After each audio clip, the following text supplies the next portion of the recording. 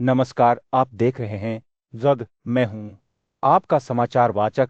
आज हम आपके लिए मध्य पूर्व में बढ़ते तनाव के बारे में खबरें लेकर आए हैं। सबसे पहले बीबीसी वर्ल्ड की एक खबर के अनुसार ईरान युद्ध चीन और उसकी महत्वाकांक्षाओं को अस्थिर कर रहा है। चीन मध्य पूर्व में युद्ध के झटके को महसूस नहीं कर रहा है, लेकिन वह इसके परिणामों को महसूस कर रहा है। यह खबर हमें बताती है कि ईरान युद्ध का प्रभाव केवल मध्य पूर्व तक ही सीमित नहीं है, बल्कि यह वैश्विक स्तर पर भी अपना प्रभाव डाल रहा है। अब अगली खबर बीबीसी वर्ल्ड की एक और खबर के अनुसार ईरान में जमीन पर मौजूद सेना कुर्द हो सकती है। ईरानी कुर्द विपक्षी समूह ने उत्तरी इराक में सीमा पार करने की योजना बनाई है, लेकिन वे इससे पहले ऐसा करने से इनकार कर रहे हैं। यह खबर हमें बताती है कि ईरान युद्ध में विभिन्न समूहों की भागीदारी हो सकती है, जो स्थिति को और अधिक जटिल बना सकती है। इसके साथ ही एक और खबर के अनुसार यूक्रेन के राष्ट्रपति ने कहा है कि यूक्रेन ईरान के ड्रोन के खिलाफ लड़ने में अमेरिका की मदद करेगा, लेकिन तभी जब इससे उसकी अपनी हवाई रक्षा प्रभावित नहीं होगी। यह खबर हमें बताती है कि यूक्रेन भी इस युद्ध में शामिल हो सकता है, लेकिन अपनी सीमाओं के भीतर। अब बात करते हैं, इसराइल ने बेरूत पर हमला किया है, जिसके बाद लोगों में अफरा तफरी मच रही है। इसराइल ने लेबनान में अपने हमले बढ़ा दिए हैं, जिसमें एलबोलना के ठिकानों को निशाना बनाया जा रहा है। यह खबर हमें बताती है कि इसराइल और लेबनान के बीच तनाव बढ़ रहा है, जो स्थिति को और अधिक गंभीर बना सकता है। अब अगली खबर अजरबैजान ने ईरान पर हमला करने का आरोप लगाया है, जिसमें उसने गौन हमलों को आतंकवादी कार्रवाई बताया है। अजरबैजान के राष्ट्रपति ने अपनी सेना को उच्च अलर्ट पर रखा है। यह खबर हमें बताती है कि ईरान युद्ध का प्रभाव अन्य देशों पर भी पड़ रहा है, जो स्थिति को और अधिक जटिल बना सकता है। इसके साथ ही एक और खबर के अनुसार ईरान की युद्ध रणनीति धैर्य और निवारण पर आधारित है। ईरान का मानना है कि वह हमलों को अधिक समय तक सहन कर सकता है, जिससे उसके विरोधी थक जाएंगे। यह खबर हमें बताती है कि ईरान युद्ध में एक लंबी और थकाऊ लड़ाई के लिए तैयार है। अब बात करते हैं, इसराइल में लोग ईरान के साथ युद्ध का समर्थन कर रहे हैं। वे हमलों से थक गए हैं और लगातार अशांति से परेशान हैं। यह खबर हमें बताती है कि इसराइल में लोग अपनी सुरक्षा के लिए चिंतित हैं, लेकिन वे अपनी सरकार की नीतियों का समर्थन कर रहे हैं। अब अगली खबर एक और खबर के अनुसार सुबान में जारी संघर्ष में दोनों पक्षों के पास लड़ने के कारण है। इस संघर्ष में हथियारों की बड़ी मात्रा में आपूर्ति हो रही है, जो इसे और अधिक गंभीर बना रही है।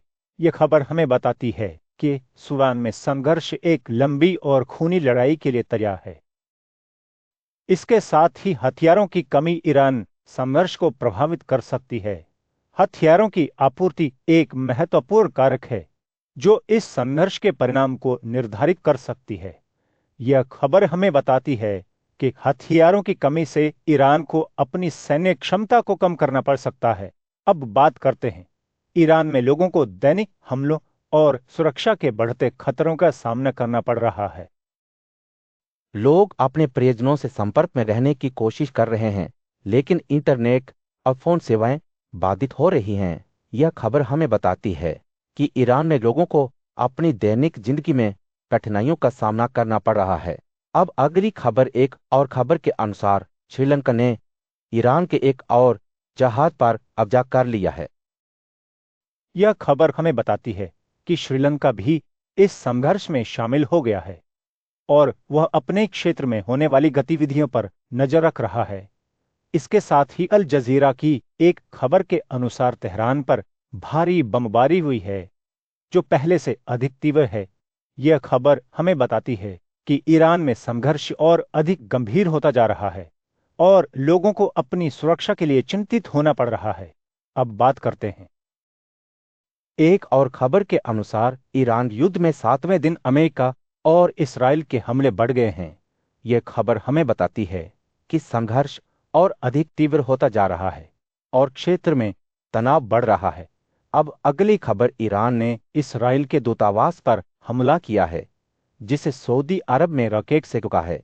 यह खबर हमें बताती है कि संघर्ष और अधिक व्यापक होता जा रहा है और अन्य देश भी इसमें शामिल हो रहे हैं। इसके साथ ही अमेरिकी हाउस ऑफ रिप्रेजेंटेटिव्स ने ईरान युद्ध पर युद्ध शक्तियों के प्रस्ताव को खारिज कर दिया है।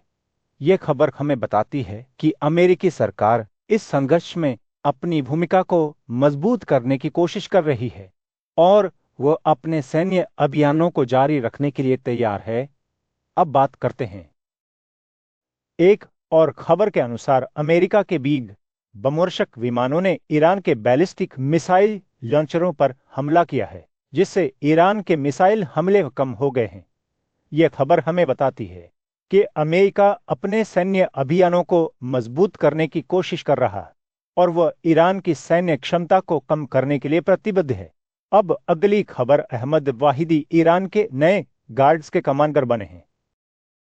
यह खबर हमें बताती है कि ईरान अपनी सैन्य नेतृत्व में बदलाव कर रहा है और वो अपने सैन्य अभियानों को मजबूत करने की कोशिश कर रहा है। इसके साथ ही फिलहाल के लिए इतना ही। जुड़े रहिए। जरूर के साथ। धन्यवाद।